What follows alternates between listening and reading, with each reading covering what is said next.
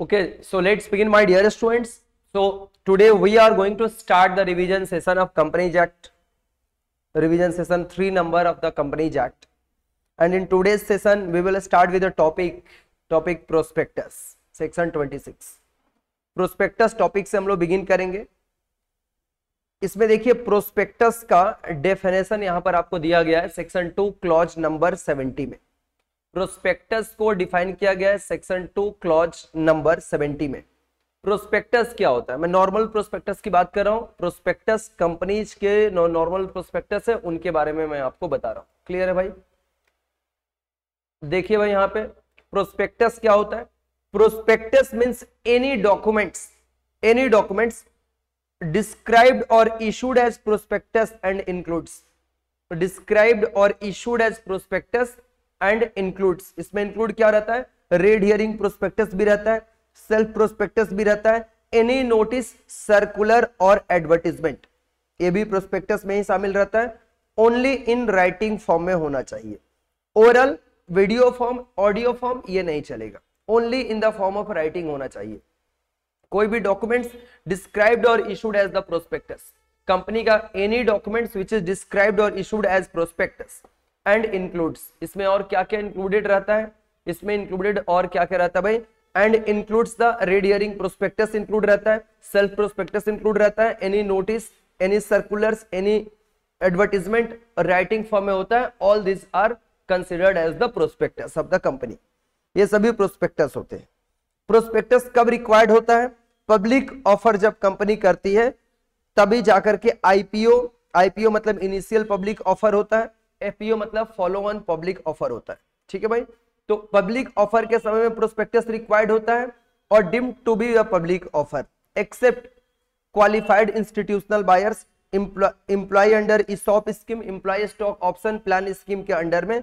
इसमें आपको qualified institutional buyers के लिए, फिर एम्प्लॉय अंडर ईसॉप एम्प्लॉय को जब दिया जाता है इसके लिए प्रोस्पेक्टस रिक्वायर्ड नहीं होता है। देखिए यहाँ पे लिखा भी आपको, यहाँ पे लिखा भी है, यहाँ पे when not required, right issue के टाइम पे prospectus not required, repeat issue के लिए prospectus not required, invitation to underwriters को इनवाइट करने के लिए प्रोस्पेक्टस नॉट रिक्वायर्ड होता है, एंड प्राइवेट प्लेसमेंट के लिए prospectus not required. Matters to be stated in the prospectus, matters specified by the SEBI, ये होता है फाइनेंशियल इंफॉर्मेशन कंपनी का, जनरल इंफॉर्मेशन कंपनी का, terms conditions of the issues रहते हैं। मैटर्स क्या क्या स्टेटेड रहता है प्रोस्पेक्टस? What are the matters stated in the prospectus? Matters क्या क्या होता है? सेबी के तरफ से स्पेसिफाई किए गए सारे मैटर्स इसमें होते हैं, जैसे financial information, general information of the companies, terms and conditions of the issues, ये सभी शामिल रहते हैं। Declarations of all provision of the companies act, SCRA act, SEBI act regarding this has been compiled. Disclosure that the copy of the prospectus filed with the, और जो copy disclosure that the copy of prospectus filed with the ROC, ये भी disclosure रहता है prospectus में कि इसकी prospectus की कॉपी आरओसी के पास ऑलरेडी फाइल अप हो चुका है। ये सभी मैटर्स स्टेटेड रहते हैं आपके, ये सब मैटर्स स्पेसिफाइड रहते हैं प्रोस्पेक्टस में। प्रोसेस टू इशू क्या होता है? प्रोसेस टू इशू क्या होता है? प्रोस्पेक्टस को इशू करने के प्रोसेस क्या होते हैं? प्रोसेस क्या होते हैं प्रोस्पेक्टस इशू करने के? बच्चों क्लियर है ना आप लोगों को? प्रोस्पेक्टस इशू करने के प्रोसेस क्या होते हैं? सबसे पहले तो प्रोस्पेक्टस बनाओ, true fair correct picture of a company, जो सही है वही देना है। फिर signed by all directors and proposed directors, कौन कौन लोग साइन करेगा उसमें? प्रोपोज्ड डायरेक्टर्स या सभी डायरेक्टर्स ये लोग करेंगे। कंसेंट ऑफ एक्सपर्ट लिया जाएगा, file it with the ROC, और वो भी इसमें फाइलिंग किया जाएगा आरओसी के साथ, इसको पहले फाइलिंग करना पड़ता है। Within 90 days issue to public, advertisements के 90 डेज के अंदर उसको आरओसी में फाइल करना पड़ता है, इसके बाद भाई टाइप्स ऑफ प्रोस्पेक्टस पॉइंट पे आप चले आइए। टाइप्स ऑफ प्रोस्पेक्टस में सबसे नंबर 1 पे सेल्फ प्रोस्पेक्टस, सेक्शन नंबर 31 में सेल्फ प्रोस्पेक्टस। शॉर्ट नोट्स लिखने के लिए भी इसके ऊपर आते हैं आपके एग्जाम्स में। मीनिंग देखिए इसका, सेल्फ प्रोस्पेक्टस का मीनिंग देखिए। Prospectus where securities issued for subscription for one or more issues for certain period of time, say 1 year.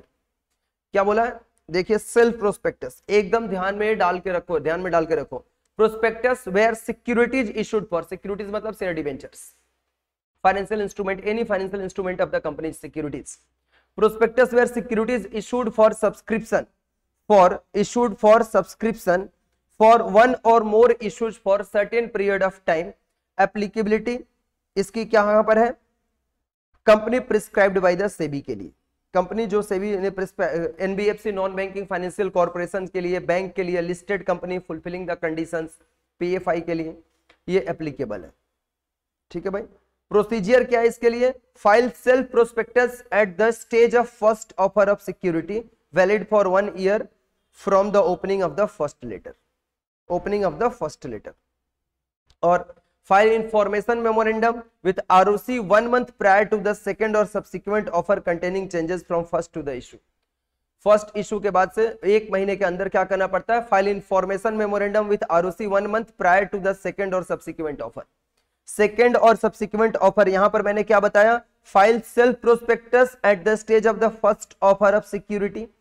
First offer of security के समय इसको आरओसी में फाइल करना पड़ेगा. और information memorandum with ROC 1 year के अंदर फाइल करना पड़ेगा. जब यहां पर बिफोर द सेकंड और सब्सिक्वेंट 1 month प्रायर करना पड़ेगा, सेकंड और सब्सिक्वेंट ऑफर के पहले, सेकंड और सब्सिक्वेंट ऑफर से पहले. और अगर कंपनी एडवांस सब्सक्रिप्शन रिसीव करती है before change, intimate change to him और else refund money within 15 days. Change को इन्फॉर्म करना पड़ेगा या तो 15 दिन के अंदर मनी रिफंड करना पड़ेगा. रेड हियरिंग प्रोस्पेक्टस, ये तो आपके एग्जाम्स में भी दिया हुआ था. रेड हियरिंग प्रोस्पेक्टस देखिए क्या है? Red herring prospectus section number 32 में, ये ज्यादा इंपॉर्टेंट है. रेड हियरिंग प्रोस्पेक्टस ज्यादा इंपॉर्टेंट है. Red herring prospectus is more important. Prospectus which does not include number of securities और price of the securities. Prospectus ये कैसा प्रोस्पेक्टस होता है? जिसमें नंबर ऑफ सिक्योरिटीज नहीं दिया हुआ रहता है, प्राइस ऑफ सिक्योरिटीज भी नहीं दिया हुआ रहता है. Applicable for company using book building process, book building process और प्राइस डिस्कवरी मेथड और प्राइस बैंड मेथड, उन कंपनी के लिए self red herring prospectus use किया जाता है. रेड हियरिंग प्रोस्पेक्टस क्या है भाई? इसके ऊपर शॉर्ट नोट्स लिखने आएगा तो आपको वैलिड पॉइंट्स लिखना है, कुछ भी नहीं लिख देना है उठा करके. कुछ भी लिखने से मार्क्स ही नहीं मिलेगा आपको फिर एग्जाम्स में. सो आप लोगों का, मैंने तो कुछ बच्चों का कॉपी चेक किया, क्या भयानक लिखता है लोग. मतलब मुझे नहीं लगता कि कभी बुक्स खोल के उन लोगों ने पढ़ाई किया हो, बस चल दिया एग्जाम्स देने. देखो भाई, रेड हियरिंग प्रोस्पेक्टस क्या होता है? Which does not include the number of securities और price of the securities. Applicable किन में होता है? For those company. Red herring prospectus कौन अप्लाई करता है? रेड हियरिंग प्रोस्पेक्टस कौन इशू करता है? Company who uses the book building process, price discovery method और price band method for the issues. Procedure क्या है? Make red herring prospectus with the price band and total issue size. Total issue size के साथ इसका procedure क्या है? Procedure क्या है इसके लिए? Make red herring prospectus with the price band और the total issue size. Invite bids by filing it with the ROC. पहले रेड हियरिंग प्रोस्पेक्टस को भी आरओसी में फाइल अप करना पड़ेगा at least 3 days prior to opening of the offer. ये जो total issue size होगा, इसके ओपनिंग के कम से कम 3 दिन पहले इसको आरओसी में फाइल करना होता है रेड हियरिंग प्रोस्पेक्टस. ये सब बात तो कोई सी बच्चे ने लिखा नहीं था. रेड हियरिंग प्रोस्पेक्टस क्या होता है? रेड हियरिंग प्रोस्पेक्टस का प्रोसीजर क्या है? इश्यूज करने के प्रोसीजर क्या है? All the first make the red herring prospectus with the price band and the total issue size. Price band और टोटल इशू साइज के साथ बनाया जाएगा. देन आफ्टर इसको बिड इनवाइट किया जाएगा. और कैसे किया जाएगा? इसको आरओसी के पास फाइलिंग करना होगा at least 3 days prior to the opening of the offer. Upon closing of securities file final prospectus with full details to ROC. और जब सिक्योरिटीज क्लोज होगा तब पूरा फाइनल प्रोस्पेक्टस को इशू किया. फाइनल प्रोस्पेक्टस जो होगा, मेन प्रोस्पेक्टस, ये मेन प्रोस्पेक्टस नहीं होता है. Red herring prospectus main prospectus नहीं होता है. तो upon closing of the securities file final prospectus with the full detail to the ROC. Any variation between the red herring prospectus and final red herring, RH prospectus मतलब red herring prospectus. कोई भी red herring prospectus और final prospectus के बीच कोई variation होगा, shall be highlighted at as variation in the prospectus. पहले red herring prospectus issue होगा, रेड हियरिंग प्रोस्पेक्टस के इशू होने के बाद हम लोग क्या करेंगे, रेड हियरिंग प्रोस्पेक्टस इशू होगा, ओपनिंग ऑफ ऑफर ओपन होने के 3 दिन पहले कम से कम इसको आरओसी में फाइल करना होगा। जब क्लोजिंग हो जाएगा सिक्योरिटीज, तब फाइनल जो sir number of shares considered नहीं होता ना प्रोस्पेक्टस में, नहीं होता ना रेड हियरिंग प्रोस्पेक्टस में, नहीं होता ना sir number of shares considered नहीं होता ना, नहीं, यहाँ पर टोटल साइज कंसिडर होता है, इशू साइज होता है, इशू साइज होता है, ठीक है ना, यहाँ पे नंबर नहीं होता। सो यहाँ पे upon closing of the securities file, final prospectus को फाइल किया जाएगा with full detail. Final prospectus मतलब जो मेन प्रोस्पेक्टस है, जिसका हमने डेफिनेशन एकदम बिगिनिंग में आपको बताया था, ठीक है भाई। और कोई भी अगर रेड हियरिंग प्रोस्पेक्टस और फाइनल प्रोस्पेक्टस के बीच वेरिएशन होगा तो उसको हाईलाइट करके शो किया जाएगा, हाईलाइट करके उसको शो किया जाएगा। डिम्ड प्रोस्पेक्टस क्या होता है? डिम्ड प्रोस्पेक्टस सेक्शन नंबर 25 भाई, आपको एग्जाम्स के लिए प्रोस्पेक्टस का डेफिनेशन, प्रोस्पेक्टस में क्या क्या कंटेंट होते हैं, जो कि मेन लेक्चर्स में भी आपको बताया गया, कंटेंट ऑफ द प्रोस्पेक्टस एकदम पूरे अच्छे से आपको क्या क्या पढ़ना चाहिए, ये सभी मैं साथ में बोलते चलता हूं। प्रोस्पेक्टस का डेफिनेशन, प्रोस्पेक्टस का content, as well as prospectus में के टाइप्स जो है वो सारे टाइप्स आपको एकदम लर्न करने, एकदम पूरा टोटली लर्न करना है उसको। और ये कब पॉसिबल होगा? जब आप एक टॉपिक लेते हो, उसको एक दिन में पूरा लिखते हुए, लर्न करते हुए आगे बढ़ते हो, तभी जाकर आप अच्छा परफॉर्म कर पाओगे। सारे एक साथ उठाओगे, सारे एक साथ पढ़ लेंगे, ऐसे नहीं होता है, ठीक है भाई। डिम्ड प्रोस्पेक्टस में आइए बात करते हैं। Many times company appoints underwriters और इशू हाउसेस और merchant banker to manage share issue, to manage होगा ये, मैनेज शेयर इशू। कंपनी क्या करती है? अंडरराइटर्स को, कंपनी डायरेक्टली अपना शेयर इशू नहीं करेगी, क्या करती है कंपनी?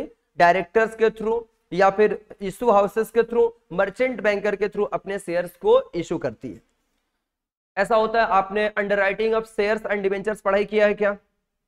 कंपनी अकाउंट्स में आपने ये जरूर पढ़ाई किया होगा। भाई मैं पूछ रहा हूं कुछ बच्चों से, कुछ भी तो बोलो, कुछ भी तो बोलो, ठीक है।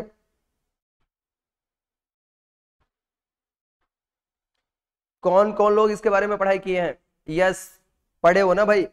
तो बहुत बार कंपनी डायरेक्टली खुद शेयर इशू नहीं करके company underwriters, issue houses, merchant banker को शेयर इशू करने के काम पे लगाती है। द डॉक्यूमेंट्स, डॉक्यूमेंट्स में क्या है? नोटिस, सर्कुलर और advertisement through which it invites subscriptions from public should contain all the features of the prospectus and is termed as the deemed prospectus. Deemed prospectus, prospectus का जो definition हम लोगों ने अभी पढ़ाई किया था, my dear students come here. Prospectus का जो डेफिनेशन हम लोगों ने पढ़ाई किया था, उस प्रोस्पेक्टस के डेफिनेशन में आपने देखा होगा, यहाँ पर प्रोस्पेक्टस के डेफिनेशन में आपने देखा था, इसमें रेड हियरिंग प्रोस्पेक्टस भी है, सेल्फ प्रोस्पेक्टस भी है और एनी नोटिस, सर्कुलर और एडवर्टीजमेंट्स भी है। तो भाई यहाँ पे डिम्ड प्रोस्पेक्टस में जब हम लोग पढ़ाई कर रहे हैं, तो कंपनी क्या करती है ना, अंडरराइटर्स के थ्रू या फिर इशू हाउसेस के थ्रू या मर्चेंट बैंकर्स के थ्रू जब अपने शेयर्स को इशू करती है, तो कोई भी ऐसी पब्लिक डॉक्यूमेंट्स, जो कि एक नोटिस भी हो सकता है, कोई सर्कुलर भी हो सकता है, कोई एडवर्टीजमेंट्स भी हो सकता है, जिसके थ्रू कंपनी पब्लिक को इनवाइट करती है कि आप आकर के हमारे कंपनी के शेयर्स में अप्लाई कीजिए, तो उसमें सारे प्रोस्पेक्टस के फीचर्स भी होते हैं। सारे प्रोस्पेक्टस के जो फीचर्स होते हैं, ऑल फीचर्स उस पब्लिक नोटिस, पब्लिक सर्कुलर्स में भी होते हैं, और उसी को हम लोग डिम्ड प्रोस्पेक्टस बोलते हैं। That is considered as the deemed prospectus. Clear है मेरी बात ना? उसी को हम लोग डिम्ड प्रोस्पेक्टस बोलते हैं। कंडीशंस देखिए, offer for sale to public was made within 6 month from the agreement, और whole considerations offer for sale to public was made within 6 months from the agreement. Whole consideration has not been received by company when offer to public was made. पूरा consideration नहीं receive करता है, and should be signed by the required authority होना चाहिए। Underwriters अगर कोई company होगा, देखिए यहाँ पर क्या है, कंडीशंस क्या है भाई, अंडरराइटर्स के थ्रू जब हम करते हैं तो अंडरराइटर्स कोई इंडिविजुअल भी हो सकता है, अंडरराइटर्स अंडरराइटिंग फर्म भी हो सकता है, अंडरराइटिंग कोई कंपनी भी हो सकता है। So if underwriter is a company, at least 2 director होते हैं, एटलीस्ट 2 डायरेक्टर्स। फर्म होगा तो at least half of the partner, यहाँ पे कौन होगा, signed by the required authority. Who are the required authority, company के केस में कम से कम 2 डायरेक्टर, फर्म के केस में at least half of the partner होंगे ऑथोरिटी। और यहाँ पे देखो भाई, पहले कंडीशंस क्या, offer for sale to public was made within 6 month from the agreement. Agreement किसके किसके बीच होगा भाई, कंपनी और अंडरराइटर, कंपनी और अंडरराइटर के बीच एग्रीमेंट होगा। तो ये 6 मंथ के अंदर ये ऑफर करेंगे पब्लिक को। Whole consideration has not been received by the company within 6 month, ऐसा हो सकता है, और should be signed by the required authority. Authority कौन होगा, अगर कंपनी होगा तो कम से कम 2 डायरेक्टर, और फर्म होगा अंडरराइटर तो कम से कम half, at least half of the partners of the underwriting firms. अगर यहां पे देखिए नेक्स्ट पॉइंट है, remedies for the misstatement in the prospectus. Human beings error कर सकता है, प्रोस्पेक्टस में अगर कुछ मिस स्टेटमेंट रहेगा तो इसके लिए क्या क्या रेमेडीज अवेलेबल है। Remedies for the misstatement in prospectus against the company, against the company. ध्यान दीजिए बच्चों, remedies for misstatement in prospectus against company, company के अगेंस्ट क्या रेमेडीज अवेलेबल है। अगर प्रोस्पेक्टस में मिस स्टेटमेंट है और उसके बाद हमने उस प्रोस्पेक्टस के मिस स्टेटमेंट को रीड करके हमने कंपनी में इन्वेस्टमेंट कर दिया, हमने कंपनी के सिक्योरिटीज परचेज कर लिए, तो हमें अगेंस्ट कंपनी हमारे पास क्या सिक्योरिटीज, क्या रेमेडीज अवेलेबल होगा। Against company, contract voidable at the option of the share holders, contract voidable at the option of the share holders, contract voidable at the option of the share holders. Share holders के options पे contract voidable हो जाएगा। फिर ये share holders क्या कर सकते हैं, कॉन्ट्रैक्ट को कैंसिल कर सकते हैं। शेयर होल्डर बोलेंगे नहीं भाई इसमें मिस स्टेटमेंट था, हम तो इस कॉन्ट्रैक्ट में नहीं रहेंगे। So shareholders can cancel contract and can claim damages claim कर सकते हैं। और no criminal liability, criminal liability इसमें अराइज नहीं होता, नो क्रिमिनल लाइबिलिटी।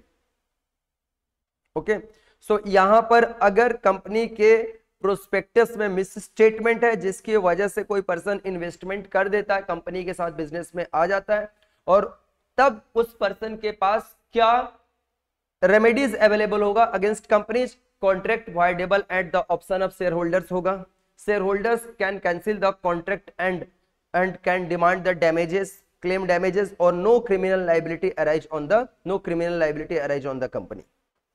लेकिन remedies for misstatement in the prospectus against directors, promoter और एक्सपर्ट्स। भाई अगेंस्ट एक्सपर्ट्स, जो लोग डायरेक्टर्स है कंपनी में, प्रोमोटर है, ये लोग ही तो प्रोस्पेक्टस बनाते हैं ना। प्रोस्पेक्टस में मिस स्टेटमेंट होगा तो इनके अगेंस्ट क्या लाइबिलिटी अवेलेबल होगा, रेमेडीज अवेलेबल होगा। इनके ऊपर 2 तरह की लाइबिलिटी आ सकती है, सिविल लाइबिलिटी भी आ सकता है, क्रिमिनल लाइबिलिटी भी आ सकता है। क्लियर है मेरी बात ना भाई, डिपेंड करता है कि उनका जो मिस स्टेटमेंट है वह किस लेवल का मिस स्टेटमेंट है। Listen to me very carefully, misstatement किस लेवल का है इसके ऊपर ये बात डिपेंड करेगा। क्लियर है मेरी बात ना, मिस स्टेटमेंट के ऊपर डिपेंड करेगा कि कैसा उनके अगेंस्ट रेमेडीज अवेलेबल होगा। सिविल लाइबिलिटी होगा, सिविल लाइबिलिटी मतलब कुछ ऐसा होता है ना, जान के गलती ने कुछ बाय मिस्टेक हो जाना, ऐसा मिस स्टेटमेंट, तो सिविल लाइबिलिटी ऑब्वियसली जनरेट होगा। और ऐसे समय में डैमेजेस क्लेम करेगा अंडर सेक्शन 35 में कौन, जो इन्वेस्टर है वह। क्रिमिनल लाइबिलिटी होगा, क्रिमिनल लाइबिलिटी अराइज होगा तो भी डैमेजेस क्लेम करेगा, क्रिमिनल लाइबिलिटी होगा तो। फिर इसके बाद देखो प्रोटेक्शन क्या है, ये तो आपको नहीं पढ़ना है।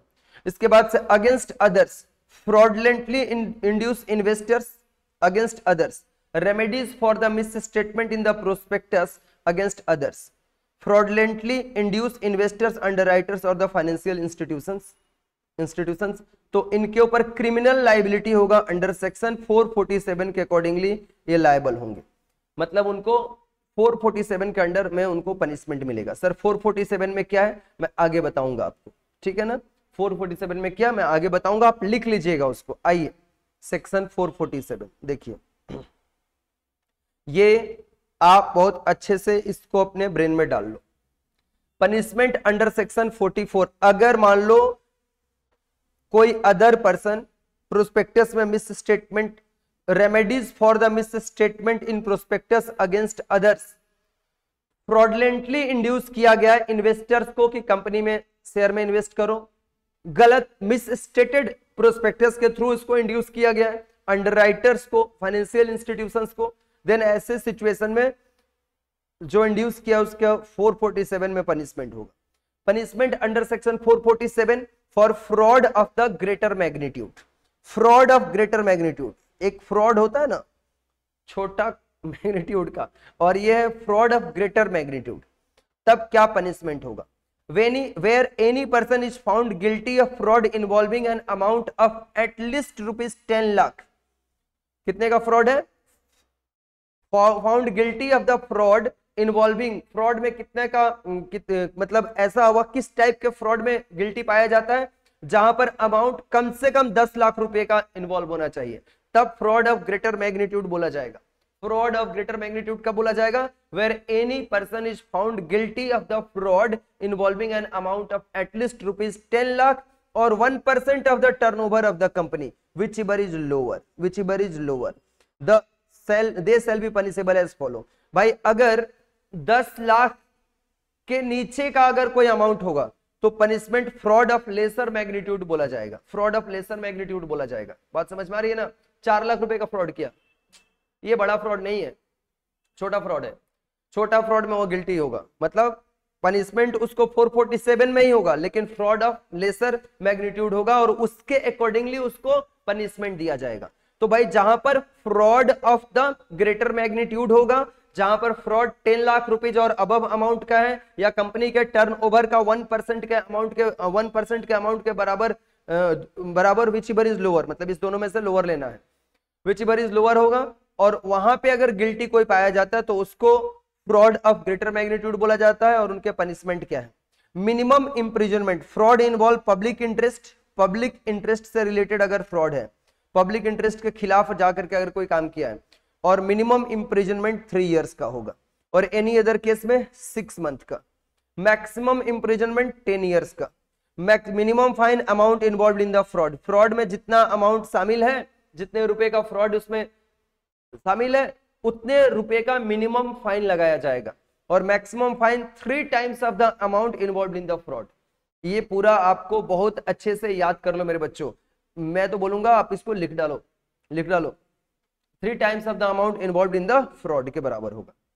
और पनिशमेंट अंडर सेक्शन, भाई इसमें ग्रेटर मैग्नीट्यूड का फ्रॉड कब बोला जाएगा? If any person is found guilty in the fraud involving the amount of at least rupees 10 lakh और 1% of the turnover of the company whichever is lower, then punishment उसको कैसे होगा? मिनिमम इंप्रिजनमेंट उसको रहेगा जहां पर पब्लिक इंटरेस्ट कनेक्टेड रहेगा तो 3 इयर्स का, और इन एनी अदर केस में 6 मंथ का, मैक्सिमम इंप्रिजनमेंट 10 इयर्स का होगा। मिनिमम फाइन कितना होगा?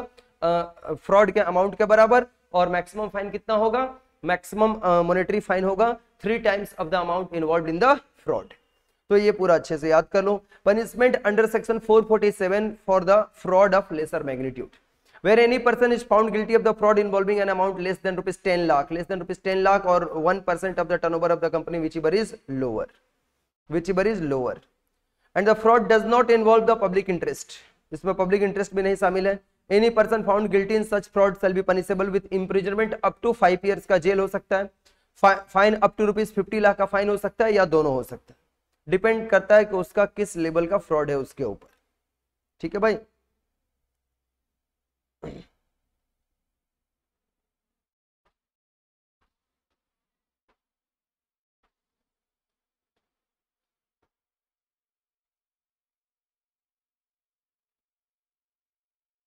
ये सब नहीं करना है आपको, यहां पे चले आइए आप लोग directly. Comparison between the companies act and SEBI, देखिए companies act and SEBI,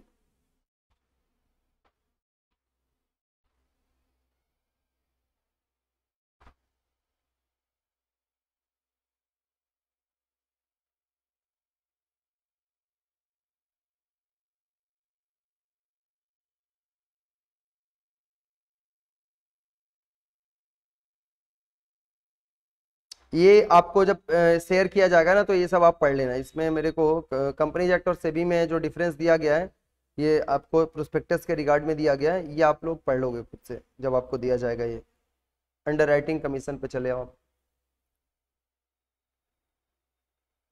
underwriting commission section number 40।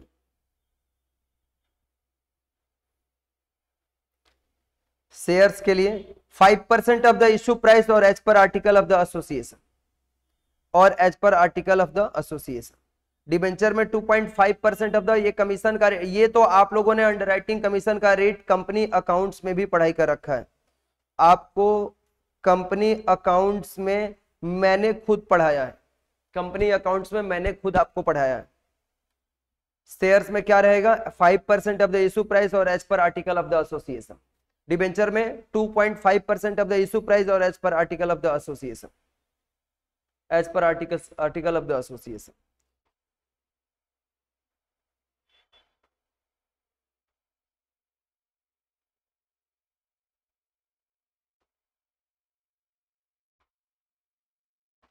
Underwriting commission के लिए कंडीशंस क्या है, can not be paid on the private placement, private placement में अंडरराइटिंग कमीशन नहीं दिया जाएगा। Can be paid out of the proceed of shares और profit of the company और बोथ, शेयर्स इशू करके जो प्रोसीड आएगा उसमें से कमीशन दिया जाएगा या कंपनी के प्रॉफिट में से कमीशन दिया जाएगा। और क्या क्या कमीशन पेमेंट किया गया है, अंडरराइटिंग कमीशन, ये भी प्रोस्पेक्टस में डिस्क्लोज रहेगा, disclose details in the prospectus. Deliver copy of underwriting agreement to the ROC along with the prospectus. और जो अंडरराइटिंग एग्रीमेंट होता है, अंडरराइटिंग एग्रीमेंट कंपनी और अंडरराइटिंग कंपनी या अंडरराइटर्स के बीच होता है, ये इसकी कॉपी और प्रोस्पेक्टस की कॉपी दोनों ही आरओसी में फाइल करना होता है, दोनों ही आरओसी में फाइल करना इज रिक्वायर्ड। देखो यहाँ पे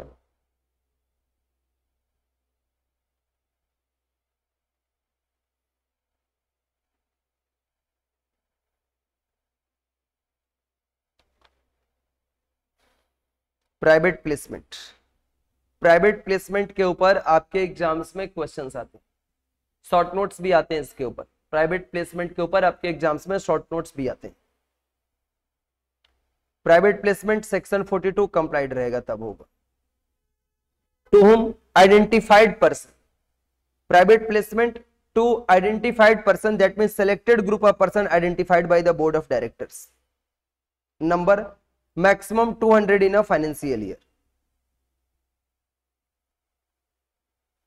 Individual limit of each class of security excluding a QIB और employee getting ESOP और ESOP वाले इसमें excluded नहीं होते। maximum 200 in the financial year, ये आप याद रखोगे। रिजोल्यूशन इसके लिए, प्राइवेट प्लेसमेंट के लिए रिजोल्यूशन कैसा पास करने की रिक्वायर्ड है, स्पेशल रिजोल्यूशन पास किया जाता है, स्पेशल रिजोल्यूशन पास किया जाता है।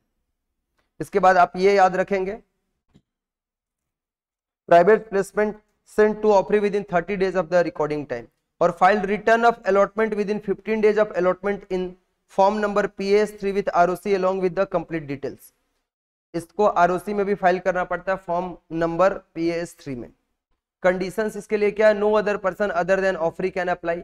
प्राइवेट प्लेसमेंट मतलब जिसको ऑफर किया जाएगा वही सिर्फ अप्लाई कर सकता है परचेज करने के लिए। No fresh offer unless previous offer completed withdrawn और अबेंडेंड, कोई भी फ्रेश ऑफर तब तक नहीं होगा जब तक कि प्रीवियस ऑफर कंप्लीट नहीं हो गया है या फिर विड्रॉ नहीं हो गया है, तब तक कोई फ्रेश ऑफर कंपनी नहीं कर सकती है प्राइवेट प्लेसमेंट के केस में। इसके ऊपर शॉर्ट नोट्स आता है, मोड इसके पेमेंट के क्या क्या होता है ये दिया गया है।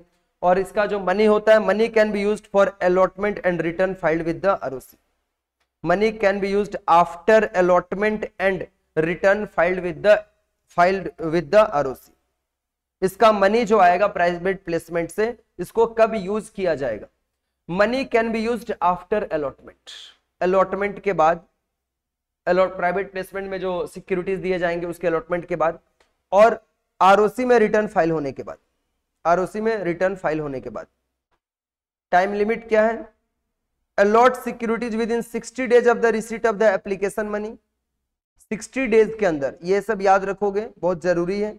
टाइम लिमिट क्या है, जब प्राइवेट प्लेसमेंट के एप्लीकेशन मनी मिलेंगे उसके 60 डेज के अंदर में सिक्योरिटीज अलॉटमेंट करना होगा।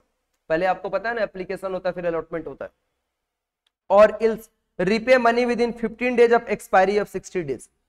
कंपनी के पास प्राइवेट प्लेसमेंट के लिए एप्लीकेशन मनी आया, जिस दिन एप्लीकेशन मनी आया उसके 60 डेज के अंदर सिक्योरिटीज को क्या करना होगा, सिक्योरिटीज अलॉट करना होगा। अगर कंपनी ने 60 डेज के अंदर सिक्योरिटीज अलॉट नहीं किया तो 60 डेज के एक्सपायरी जब हो जाएगा, अलॉटमेंट 60 डेज के अंदर करना है, 60 डेज में अगर नहीं कर पाया तो 60 डेज के बाद 15 दिन के अंदर जो एप्लीकेशन मनी है उस एप्लीकेशन मनी को रिपे करना होगा।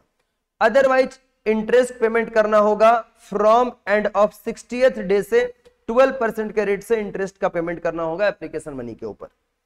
यूटिलाइजेशन ऑफ मनी, यहां पर कैसे प्राइवेट प्लेसमेंट के मनी का यूटिलाइजेशन होगा। Application money to be kept at a separate bank account in a scheduled bank and can be used only for adjusting money allotted.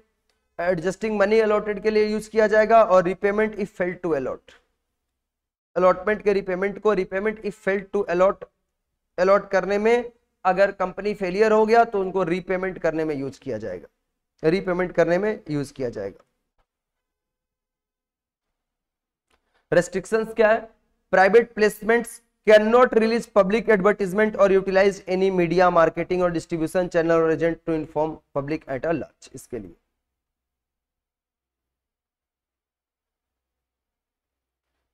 Then after है आपका section number 27, changing object terms of contract as specified in the prospectus.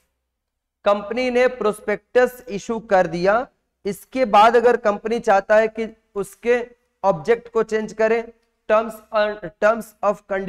And conditions को change करें, तब इसके लिए क्या है system unutilised money के लिए।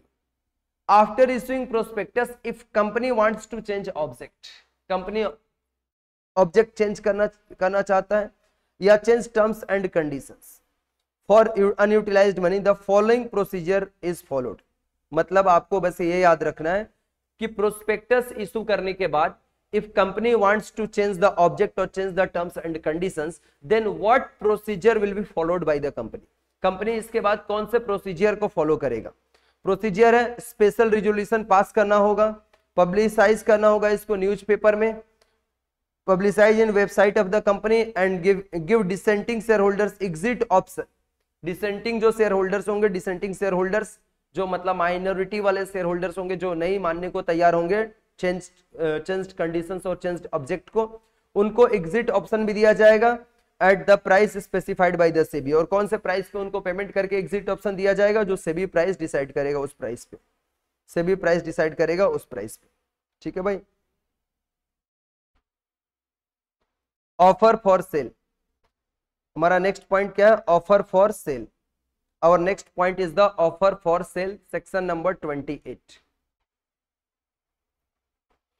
ऑथराइज्ड कौन करेगा, board of directors. Procedure in SEBI should be followed किया जाएगा। रूल्स रेगुलेशन इसके लिए क्या है, document through which offer for sale is made, offer for sale जिसके ऑफर फॉर सेल मेड किया जाएगा डिम्ड प्रोस्पेक्टस होगा, डिम्ड प्रोस्पेक्टस के थ्रू, और all rules of the prospectus applies होगा इसमें। If done through immediately, issue house के through किया जाएगा। ऑफर फॉर सेल अगर इशू हाउस के थ्रू किया जाएगा, then consideration received by company transfer to concerned share holders after deducting expense of such issue, transfer कर देगा। और public offer in the demat format, dematerialised form. Following companies shall issue and transfer the securities only in the dematerialized form। Public offer in the demat form होता है। Following companies issues and transfer the securities only in the dematerialized form by complying with the provision of the Depositories Act 1996। जो भी company public offer करती है demat form में अपने public offer करती है, डीमेटेरियलाइज्ड फॉर्म में। आपको पता है ना, अभी शेयर्स अगर आप परचेज करेंगे किसी कंपनी का तो आपको डीमेट अकाउंट ओपन करना होगा, डीमेटेरियलाइज्ड अकाउंट के थ्रू ही आप कर सकते हो। Every unlisted public company except, सारे अनलिस्टेड पब्लिक कंपनी भी डीमेट फॉर्म में ही अपने पब्लिक ऑफर करती है शेयर्स में इन्वेस्टमेंट करने के लिए, except Nidhi company, government company and is होल्डली owned subsidiaries of the government company. तो ये आपको ये याद रखना है। For any other company the issue और conversion of share is in dematerialised form is optional है, चाहे तो कर सकते हैं चाहे तो नहीं भी कर सकते हैं। और इट में issue it securities in the physical form in accordance with the provision of the act. अपने सिक्योरिटीज को ये फिजिकल फॉर्म में भी इशू कर सकते हैं। पहले क्या होता था, फिजिकल ही होता था, शेयर के सर्टिफिकेट्स दिए जाते थे। अभी सब कुछ ये क्या होता है, ऑनलाइन में होता है। डीमेट अकाउंट में आपको सब कुछ शो करेगा, कितना आपने कौन सा कंपनी का नंबर ऑफ शेयर परचेज किया, किस प्राइस से परचेज किया, कितना इन्वेस्टमेंट आपका हुआ है, ये सब कुछ वहां पर डीमेट अकाउंट में डिमेटलाइज्ड फॉर्म में होता है। तो आज इतना ही हम लोग रिवीजन करेंगे। आज का सेशन जो आपको कराया गया है इसको आप जरूर से घर पे रिवीजन करें, और यहां से नहीं, मैं आपको ये जानबूझकर अभी डिले करके इसको पब्लिकली आपको नहीं दे रहा हूं, बिकॉज कि आपको जो मेन लेक्चर्स क्लासेस में बताए गए हैं, मेन लेक्चर्स जो आपने किया है, जैसे आप अपने कॉपी पे लिख के प्रैक्टिस कर रहे हैं, आपको लिख के प्रैक्टिस बिल्कुल करना चाहिए, वैसे आप पूरा एकदम करो, ठीक है। ये शॉर्ट रिविजन्स के लिए, जैसे मैं आपको रिवीजन करके पूरा एक बार रिमाइंड कर दे रहा हूं पूरे चीजों को, और रिमाइंड करने के बाद it's my kind request to everyone कि आप बैठ करके मेन लेक्चर्स को एक बार अच्छे से गो थ्रू कर दें।